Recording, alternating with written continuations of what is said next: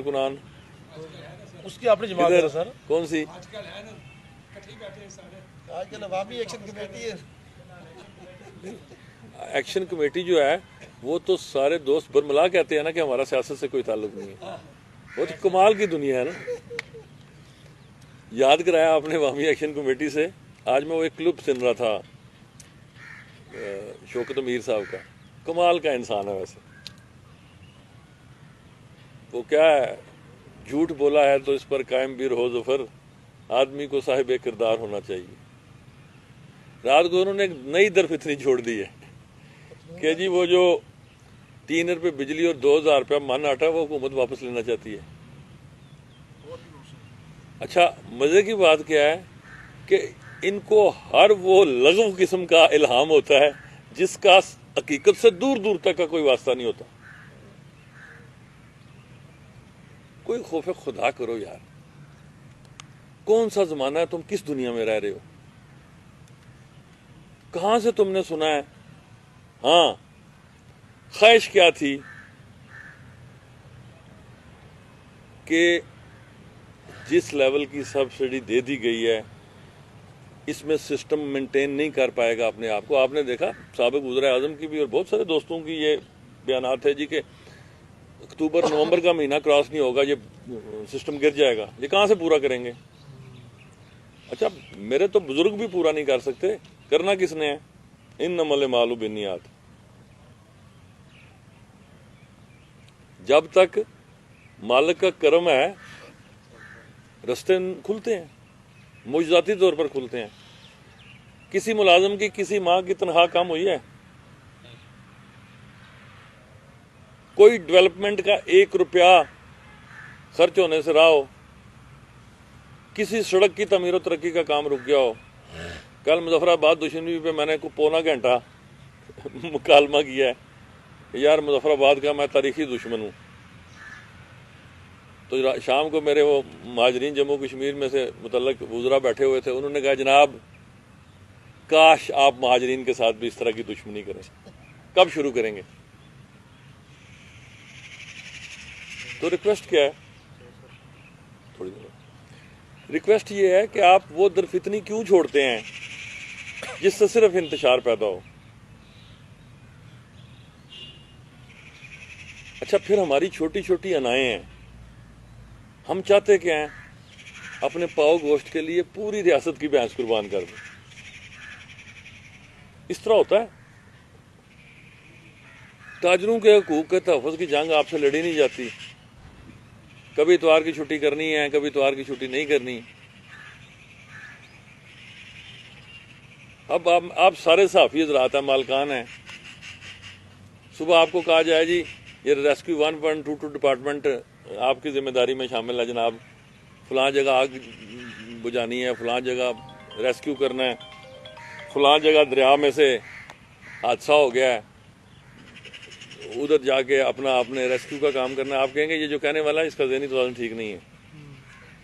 وہ ہم قلم کے مزدور ہیں، ہمارا کیا واسطہ ہے 1.2 سے؟ اب آپ صرف یہ ملاحظہ فرمائیں کہ یہ جو جوائنٹ ایکشن کمیٹی ہے یہ چلی کہاں سے تھی؟ سستی بجلی سستا آٹا. یہ پنچایت کتنا عرصہ قبل طے ہو گئی؟ ان آٹا گننی ہلنی کیوں؟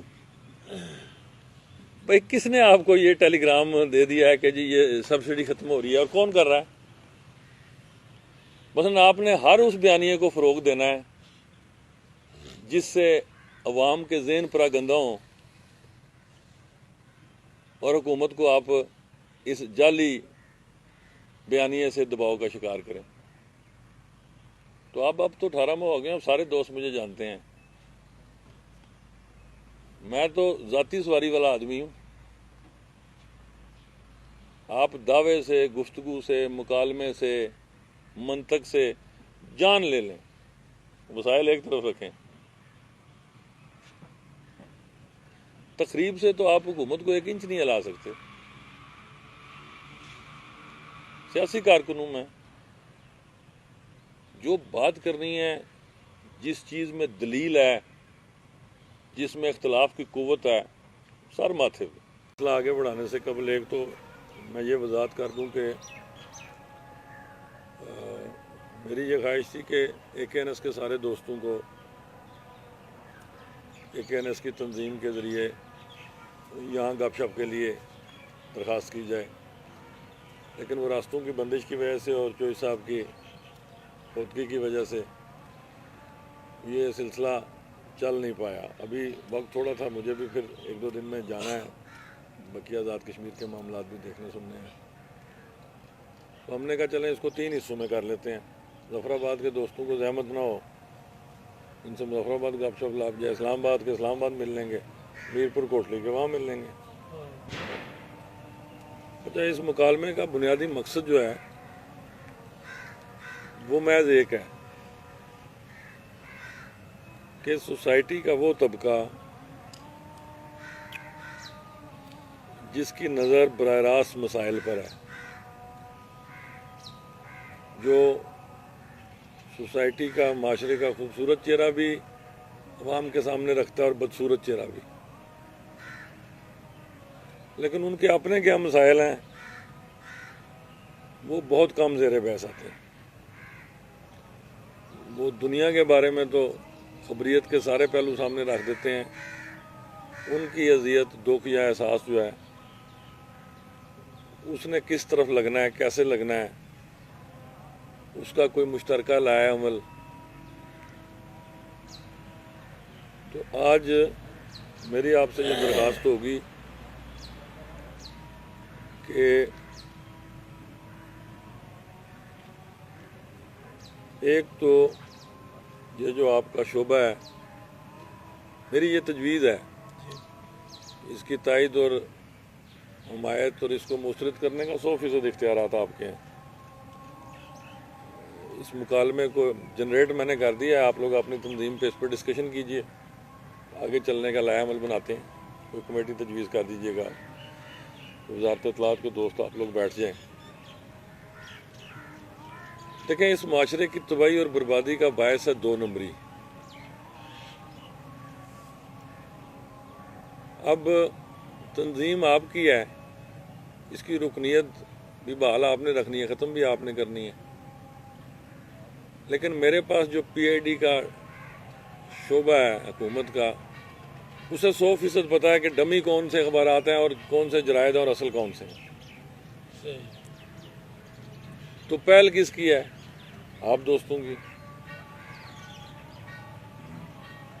آپ اس تطہیر کے عمل سے گزریں تاکہ جن کا اصل حق ہے، جو دن رات مزدوری کر کے اخبارات، جرائد چلا رہے ہیں، ان کے حصے کے اشتہارات ان کو ملنے چاہیے. یہ کیوں ہم نے قسم ڈالی ہوئی ہے کہ سب نے سٹیٹس کو کے ساتھ ہی زندہ رہنا؟ وجہ میں توڑ رہا ہوں نا، اگرچہ میں خود بھی ٹوٹ رہا ہوں، لیکن یہ اس کی قیمت ہے نا کہ اگر آپ نے دیکھیں، کوئی دنیا میں آپ نے ایسا سرجن دیکھا ہے کہ جو میجر سرجری کر رہا ہے لیکن اس کے دامن پہ خون کا چھینٹا نہیں پڑ رہا؟ اس نے وہ اوور آل گاؤن اسی لیے پہنے ہوتے ہیں کہ لباس بچا رہے، لیکن چھینٹا اس کے اوپر آئے گا تو وہ زخم ٹریٹ ہوگا.